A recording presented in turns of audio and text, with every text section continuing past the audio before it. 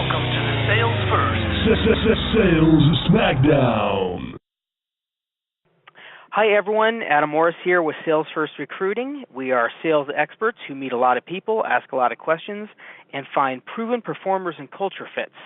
I'm here today with our special guest, Paul Weinert from Graybox. Paul, tell our listeners what you do and why you agreed to a Sales Smackdown. Yeah, thanks so much for having me on. I run Graybox. We're a digital consulting agency. We build a whole bunch of things that are related to the internet, so websites, web applications, mobile applications. We're starting to get into like machine learning and augmented and virtual reality, which is really cool. I started the company about 9 years ago, and thanks so much just for letting me join your podcast. Now, why did you agree to the Sales Smackdown? Yeah, basically I am an Adam Morris fan. Mm-hmm. We've been friends for 3 years, 4 years? Yeah. And I just love that you always got some crazy harebrained idea you got kicking around, and I'm always game. I love it, and I totally agree with that. One thing I'm aware of with your office, there's tons of construction going on around you, and I feel like there's a train that goes by like every 2 minutes. So What are some of the sounds that we might hear in the background? Oh, we're going to hear lots of sounds. It's going to be great. One really fun thing about being an agency is we have to have an aura of coolness, and so that means being in a really inconvenient location. We're right next to the train tracks. There's just people milling about all the time. Apparently, all the buildings are getting torn down now for millions and millions of dollars for an old graffitied, broken down warehouse. And I'm excited for future downtown too over here. But for now, it's kind of a little bit of hell. But it's a great office. It's a great space. I'm super proud of what we did with the inside, but outside it's mostly chaos. Okay, cool. But you're going to hear trains. You're going to hear sirens. You're going to hear people shouting. You're going to hear this little beep beep backup tractor thing from the pipe guy down the street. It's going to be great. Now, the shouting, is that your partner John shouting at your employees to work harder? Definitely not, but sometimes. Okay, sometimes all right. Said. So Paul, I've got 5 highly important questions for you. Are you ready? Yeah. 5? Yeah. All right, let's do this. Okay, so I want to start light, although important but light. Yeah. What are the best wings at Fire on the Mountain? Man, okay, this is hard. I'm gonna have a quick aside here about Fire on the Mountain. So I have 2 kids, 7 and 4, and the other day my 7-year-old had his first non-Fire on the Mountain chicken wing. Ooh. And he took one bite and then spit it out onto the plate, onto the table. Yep. And he's like, "What is wrong? It's so fatty. What is wrong with this chicken wing?" And I basically trained him up now that he has the best. He has the upper echelon. He can never have 7-Eleven chicken wings. He's a wing elitist, is what it sounds like to me. Yeah, exactly. It's like he's been raised on the absolute pinnacle. It's like if he only had French croissants, and then one day I gave him a Safeway croissant. He just can't do it. Anyway, there's Fire Mountain right by my house. I love them. I am personally a medium or hot, straight, normal buffalo guy. Because why mess with something that's amazingly vinegary and delicious? Okay, I totally agree. Yeah. Now, I think I know the answer to this question because I was in the room when you announced the answer to this, and I think I agree with you, but I would like to hear, I'd like you to tell me about the best business book that you've ever read. The best business book?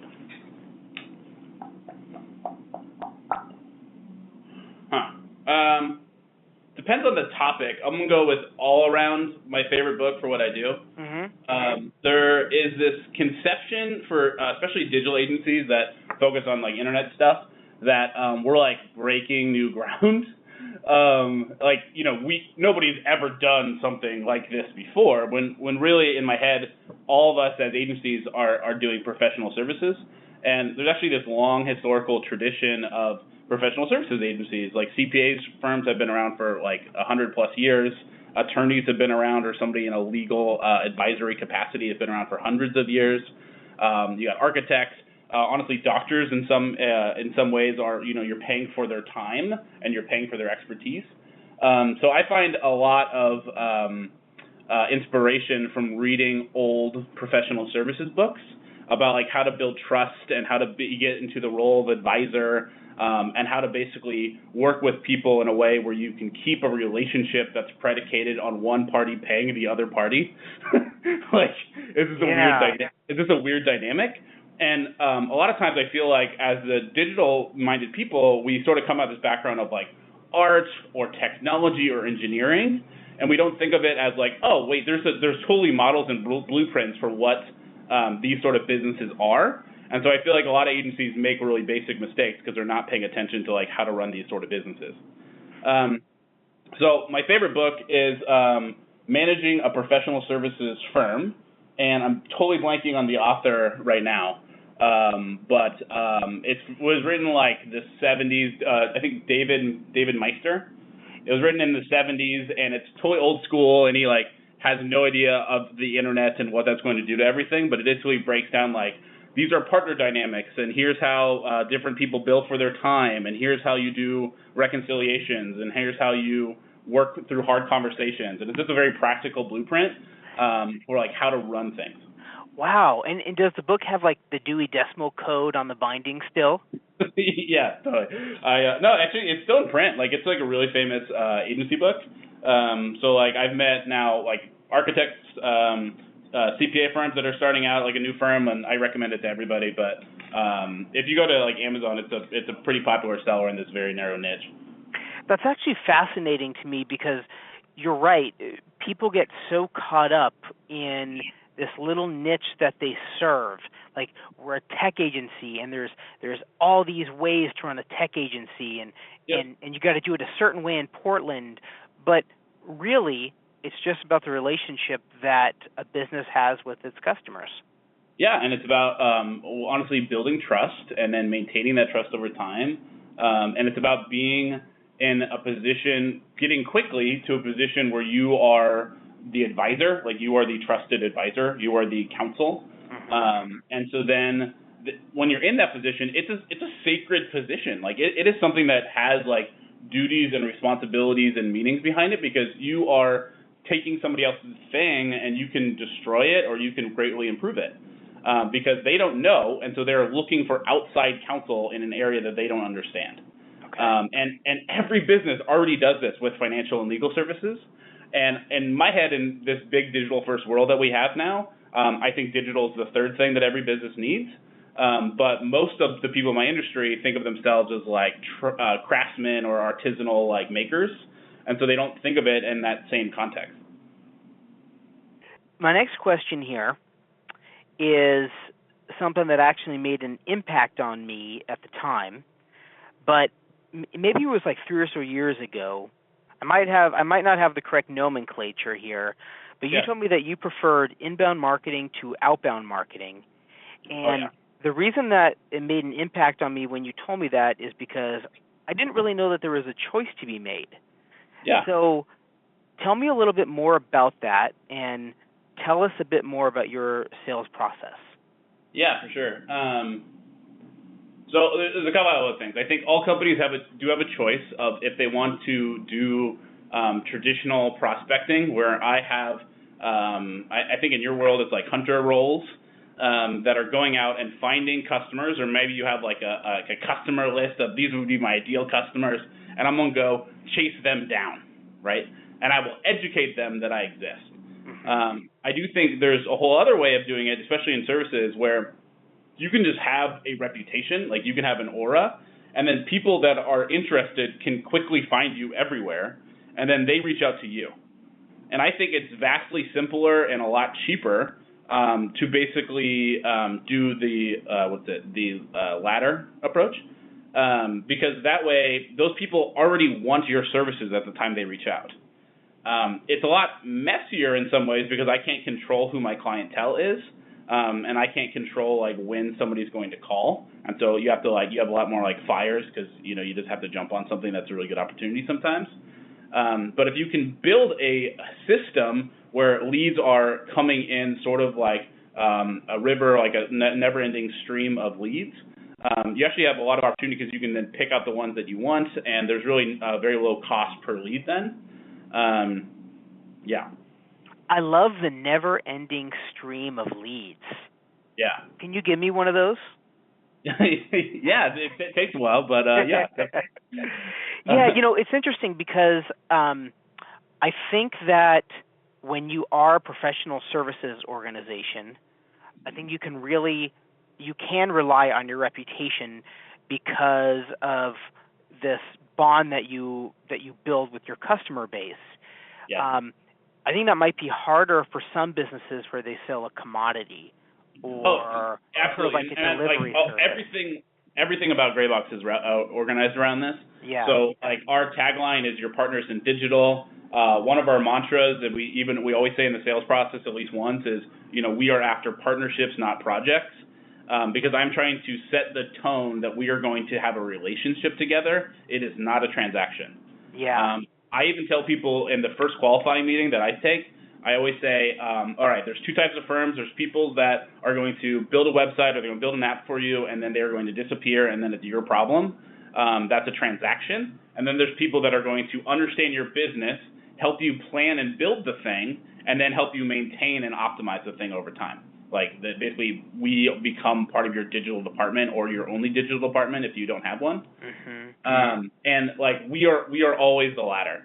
And so if you're looking for a transaction, we are not the cheapest, best value in town. Yeah. Yeah. Now, what about a company that maybe they deliver chemicals to your restaurant or your laboratory, like monthly or something like that? Yeah. Can that sort of an organization, in your opinion, rely strictly on inbound marketing, or do you feel like it's necessary for them to have an outbound strategy as well? It depends. It depends, I think, on how big your potential addressable market is. Oh, okay. So if you have a really wide service offering or a wide offering, then I think inbound can work really well. If you have a really narrow niche where nobody searches for it because nobody knows that it exists, or you're a new business, or you're inventing like a new process, or you have some sort of unique spin on it, then yeah, I think outbound is important because you basically have to do education.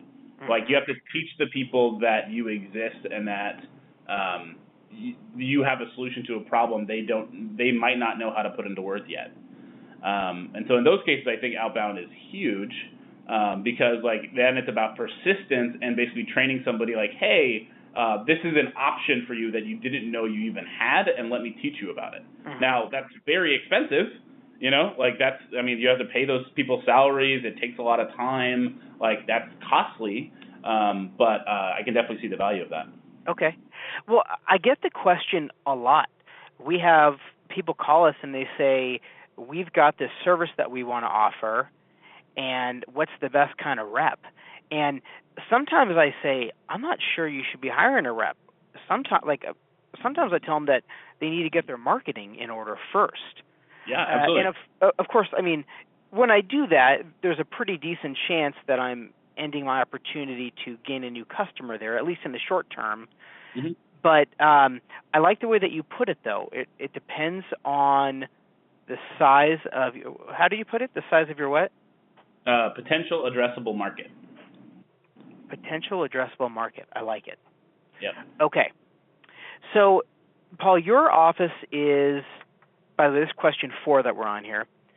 Your office is, by all accounts, beautiful.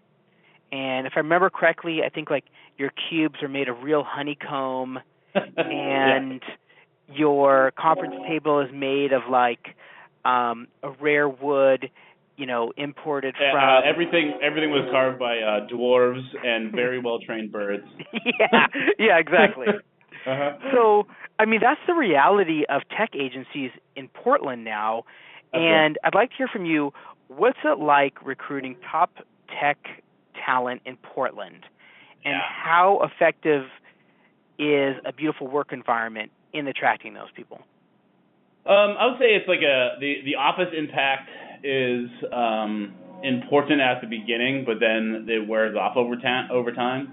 Like, it sounds a little spoiled, but I have like one of the best views of downtown in Portland.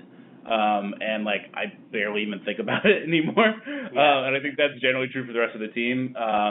Somebody goes from like being in awe of this beautiful space to like complaining that the sun glare is too high because they need to see their monitors better. Right. in like 2 weeks. Yeah. I think it's honestly about first impressions for both talent as well as for staff, and it's also about creating like a hospitable space where people want to gather and be here. And I know that sounds like so hipster, but one of our core values is being collaborative, and I think it's really important that we have a space that's well designed and intentional about being a place where people want to be at, because that's where actually communication and actual relationships occur.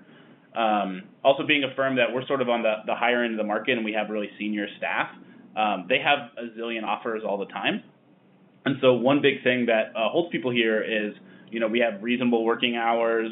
The work is really interesting. We have a great reputation. Like but it's really like the people, and it's about this team, and you feel like you're part of this like elite squad of people that are working together on something to like produce results for these people that we really care about. And so like I love it that we have clients in town that like they just hang out at our office. So like if they're on the east side of town, they're like, hey, can I just come over for 4 hours and I can just work in a workstation and hang out? And they just like we just get to know them, and people are just around all the time. Actually, I think I've done that. I think I've stayed at your office for a few hours and eaten a lot of those free snacks too. So it happens all the time. And so, we just have people and they're like, hey, like some businesses, they like run a restaurant or something, and they're like, we don't have whiteboards. Can we come and just steal your conference room for the day? Yeah. And so, sure. And so we intentionally designed this space. We have a training area that can hold like 60 comfortably and 80 very uncomfortably. Got it. That we have open to the public for free. And then we have our formal boardroom and then another couple conference rooms, and then, of course, the outdoor spaces. That then are available for people just to use. And for me, it's really fun because I'm a big hospitality guy. And, like, we've had weddings here, which is pretty amazing. And, like, baby showers. We've had nonprofit fundraiser events. We've had our attorney use it and use it for a seminar. We have people sell tickets to, like, a 2-day workshop and take it 2 Saturdays in a row.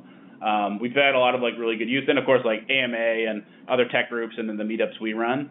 But it's been really cool to have like a community space, and I wish parking was better down here, but it's just nice in that sense to be have a gathering for the community. I love it. Okay, last question. Shoot. Fill in the blank. The best leader is the one that blank. My gut is serves. I think it's really important that a leader serves the team and serves from honestly behind. And it's kind of this weird mix because at one point you have to be charismatic and leading the charge and being at the front of everybody, but at the same time, like, I'm the guy that picks up the trash. I have a staff meeting every Monday morning at 9 a.m. and every Monday at 8 a.m. I'm outside on the griddle making pancakes or French toast or eggs and bacon and stuff for the team. And I think that stuff matters a lot just because they see that you're here to serve them, and especially in services where their time is the thing you're selling. Mm-hmm. That like I care about them as people, and we're a community, and we're going to take care of each other.